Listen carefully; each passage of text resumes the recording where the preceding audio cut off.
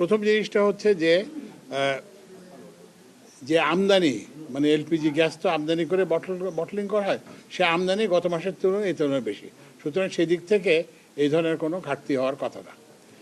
কিন্তু এখানে একটা কাজ করছে যে এলপিজি যারা করে তারা আশা করতেছিল যে এলপিজির দাম বাড়বে, যেটা আপনারা দেখছেন যে বিআরসি 53 টাকা না কত টাকা যেন বাড়াইছে।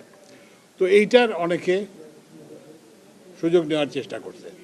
তো এই জন্য আমরা এরপরে আমাদের আমাদের ক্যাবিনেট সেক্রেটারিকে আমরা বলছি যে প্রত্যেক জেলায় জেলায় এগুলো নিয়ে যাতে করা হয়, মোবাইল কোর্ট করা হয়। এবং গতকালকে আইন শৃঙ্খলা কমিটির সবাই তো আমরা আলাপ করছি।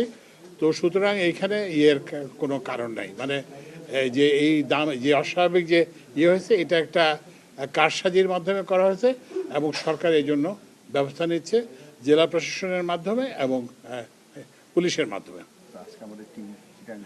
আচ্ছা, এবং আজকে আমরা বিভিন্ন জায়গায় আমরা জ্বালানি বিভাগ থেকে, যদিও আমাদের যেটা বললাম যে নিয়ন্ত্রণ না, এটা বেসিক্যালি প্রাইভেট সেক্টর, কিন্তু আমাদের টিমকে আমরা চিটংয়ে পাঠিয়েছি, আমরা ঢাকাতেও এটা করব।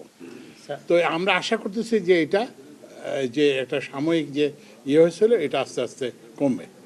আর তবে আরেকটা জিনিস আছে এখানে যেটা আপনাদের হয়তো জানা দরকার, সেটা হচ্ছে যে ওই যে কিছু নিষেধাজ্ঞার কারণে কিছু জাহাজের ওপর একটা নিষেধাজ্ঞা আছে, সেজন্য কিছু জাহাজীকরণের সমস্যা আছে। তো সেগুলো আমরা দেখতেছি যে জাহাজীকরণের সমস্যাটা যাতে না হয়।